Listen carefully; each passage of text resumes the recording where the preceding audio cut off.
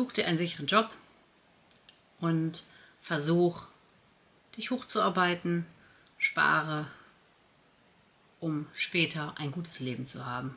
Das ist der Rat, den meine Eltern mir gegeben haben. Das ist der Rat, den viele bekommen haben aus meiner Generation. Vielleicht auch aus eurer, je nachdem, aus welcher Generation ihr so kommt. Schreibt es doch gerne mal in die Kommentare.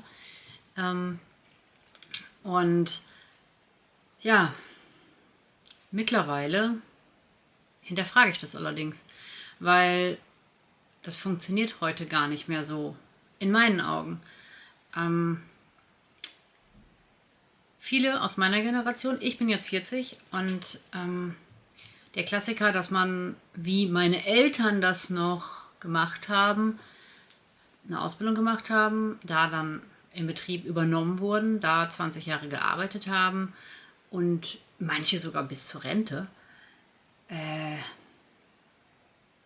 Das ist in meiner Generation nicht so üblich. Da wird einem versprochen, dass man übernommen wird, dann wird man rausgeschmissen und dann arbeitet man bei einer schlechten Stelle nach der nächsten, wo man oft nicht gut behandelt wird, wo das Geld nicht stimmt, wo das Miteinander nicht stimmt, bis man dann endlich mal was gefunden hat, wo man sich wohlfühlt, wo irgendwo alles passt.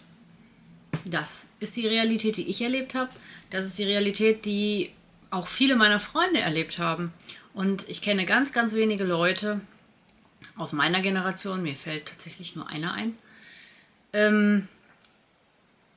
die eine Ausbildung gemacht haben und immer noch arbeiten, seit Jahrzehnten, möchte ich fast sagen.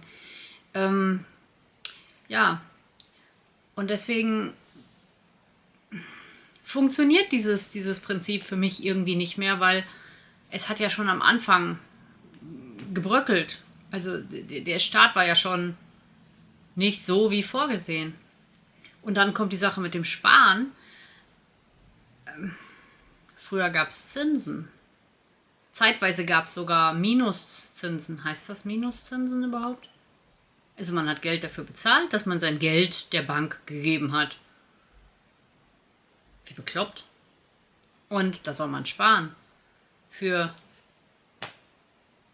keine Ahnung, wie viel Prozent Zinsen es gerade gibt, aber 1%, 1,2, keine Ahnung, ich weiß es echt nicht. Auf jeden Fall sau wenig. Und auch da funktioniert es nicht.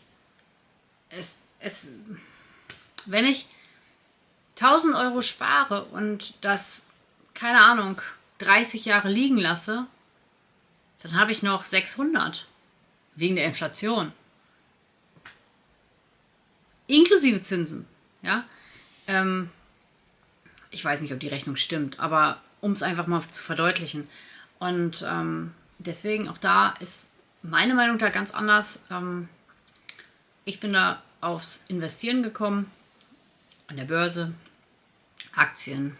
Man kann natürlich auch mit Fonds oder ETFs oder solchen Sachen arbeiten. Allerdings sollte man sich da halt einfach bewusst sein, dass alles, was andere für einen machen, also so wie das bei Fondssparen üblich ist, da suchen nette Bankmitarbeiter die passenden Aktien oder ETFs aus und passen die dann jeweils an und nehmen dafür Geld. Und interessanterweise haben aber ganz wenige dieser Bankmitarbeiter selber diese Fonds, die sie jedem Kunden empfehlen, weil die so gut sind. Lässt einem zu denken. Ich weiß nicht mehr, wie ich den Satz beenden wollte. Naja, ihr versteht das bestimmt. Deswegen, ich persönlich bin ein großer Aktienfan, weil ich da selber entscheiden kann. Und ebenso natürlich ETFs, weil es einfach breit gestreut ist. Und so lege ich mein Geld an, habe natürlich ein gewisses Risiko und das Geld vermehrt sich. Es wächst von ganz alleine und im Zweifelsfall ist es halt, werden aus den 1000 Euro nicht 600, sondern in der Regel in 30 Jahren, weiß ich nicht, 6000, 7.000, 12.000. Je nachdem, wie gut man das letztendlich macht und wie der Markt sich auch entwickelt halt. Aber tendenziell definitiv nach oben. Und ja, der einzige Nachteil ist natürlich, man muss sich informieren. Also man muss wirklich erstmal finanzielles Wissen aufbauen, damit man einfach weiß, was man da tut. Sonst kann man natürlich da auch einen Griff ins Klo machen, logischerweise. Oder ganz, ganz bitter auf die Schnauze fallen. Mit ETFs ist das sicherlich nicht ganz so gravierend, weil es einfach breit gestreut ist und wenn man da was Solides einfach auswählt, was man selbst durch Google relativ schnell findet, kann man, glaube ich, nicht ganz so viel falsch machen. Ich möchte an der Stelle ganz klar sagen, ich bin kein Finanzberater. Jedes Finanzprodukt hat gewisse Risiken und so weiter. Das ist meine persönliche Meinung und nur um das hier mal so, ja, Disclaimer-mäßig. Ja, so, und dadurch, dass diese ganzen Sachen mit dem Job, mit dem Sparen und so weiter nicht so mehr funktionieren, glaube ich halt, dass es heutzutage einfach anders läuft und dass man umdenken muss und